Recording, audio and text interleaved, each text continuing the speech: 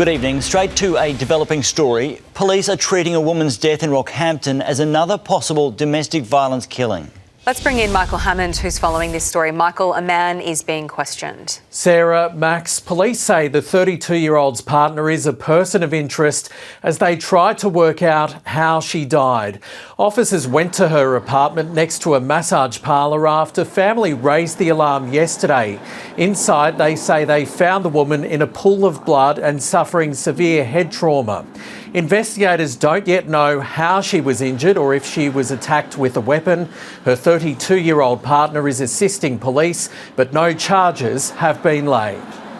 There had been a previous call for a domestic violence incident. However, we're still looking at investigations to establish whether that was related at all to this. Evidence might point us in another direction later on. There's been an intense focus on domestic violence in Queensland after 3 unrelated tragedies in recent weeks, including the death of Toowoomba mother Yana Armstrong, allegedly killed by her ex-partner. It's hoped a post-mortem will shed more light on yesterday's death in Rockhampton. Sarah? Thank you, Michael. Public servants have described feeling vulnerable, traumatised and unprotected as CFMEU members stormed into Queensland government buildings in 2022. Confronting video has been played at the Commission of Inquiry into the union. A CFMEU stampede. Barging into the Transport and Main Roads office in Brisbane, bringing down security. It's 2022 and an industry briefing was due to take place. Instead, the union took over. Our keynote speaker's just arrived here. And is it usual for the minister to attend and speak? 100%. He unusually had not attended that day, and the insinuation was that he had been tipped off about the rally. His Director General's explosive statement also aired today. Neil Scales recalling meetings with former CFMEU leaders Jade, Ingham and Michael Ravbar, claiming they acted in an aggressive manner, even saying words to the effect of contractors are raping Queensland. They would shout and use profanity. Staff from the Minister's and Premier's office would be present for many of the meetings. They would inevitably support the union. I believe that Mr Ravbar would have sought to use his influence with the Premier and her staff to ensure my contract was ended. The inquiry also heard of concerns and confusion around Labor's best practice industry conditions, known as BPIC. The Queensland Major Contractors Association planned to put out a guide. Our FAQ reinforced the non-mandatory intent meeting concept. If the QMCA and CCF publish this document, that will be seen as an act of war by the Queensland Government. Labor says we've supported the administration of the CFMEU and the Commission in its role of cleaning up our building industry. There is no place for bullying or intimidation in our society. Mel Whiteman, 7 News. Australian Federal Police have cleared Tim Mander following allegations of electoral fraud. He's returned straight to work as the Minister for Olympics and Paralympics as stadium protesters rallied in Brisbane. As a small flock of protesters targeted the Brisbane headquarters of architects for the Olympic Stadium,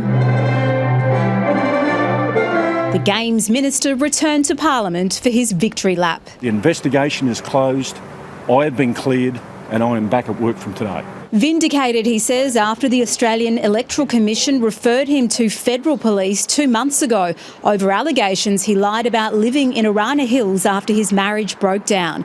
The address was the same as his electorate officer. I've paid a big price. Labor had accused him of spending more time living in the taxpayer-funded parliamentary annex. According to the AFP, no offence has been determined.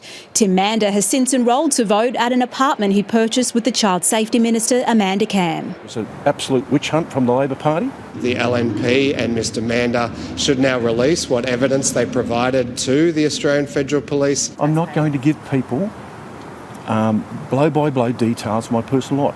What, do you want me to ring up Stephen Miles every time I'm having dinner at somebody's house? The Deputy Premier has suggested anyone wanting details could go and get a job with AFP. He's blamed his burn of phone and security reasons for blindsiding the Premier about the police referral in May. When you're using burner phones and things when you're overseas, you don't get the information. His pay packet will also be restored to ministerial wages with a salary of almost $390,000 a year. Can you rule out a reshuffle before then? Yes, and he's back on the job. Marlena Wapp, 7 News. There are fears tonight the confidential medical records of thousands of Queensland patients are now in the hands of criminals after a cyber attack on a national chain of GP clinics. Partnered Health has alerted its patients that their clinical notes and test results may have been compromised. Doctor-patient confidentiality blown en masse. Hackers stealing private patient records from major healthcare provider Partnered Health, the company comprising 57 GP and skin clinics across the country, confirming at least 21 have been hit. I couldn't believe it. The company telling shocked clients it was attacked by a malicious actor. Nowadays, they can impersonate anybody and they can say that I'm dying and I'm not. Well, that's a bad one. So it's someone with malicious intent. It's feared hackers might now have thousands of patient names and contact details, Medicare and other card numbers, as well as medical information and treatment details. Pretty disappointing finding out that the security wasn't very strong. Cyber criminals will breach an organisation and they'll hold them for ransom, and they'll say, give us money or we'll release the data publicly. Just 48 hours ago, the Australian Government's Cybersecurity Centre warned of a rise in malicious attacks linked to Russia's domestic spy agency. It said major industries, including healthcare, should immediately upgrade their security systems. Partnered Health is working with authorities. The motive remains unclear. Vulnerable patients struggling to understand what could lie ahead. I'm 80 years old and it's hard enough to use an iPhone. Jackie Quist, 7 News. Pauline Hanson appears to be taking a break from her political tour of the UK, spotted soaking up the Sicilian sunshine with Gina Rinehart. Their poolside rendezvous at a luxury Italian hotel is raising eyebrows back home, where another One Nation senator is under fire. The picturesque Sicilian resort city of Taormina, backdrop for season 2 of White Lotus. Whenever I stay at a White Lotus, I always have a memorable time, always. Now Pauline Hanson is making new memories, joining mining billionaire and One Nation benefactor Gina Rinehart poolside. I wished I hadn't seen it. Images you don't want in your head. Senator Hanson on a break from her UK visit, returning to address a Conservative conference in London on Saturday, following her controversial double act with far-right activist Tommy Robinson. She's over in Italy right now,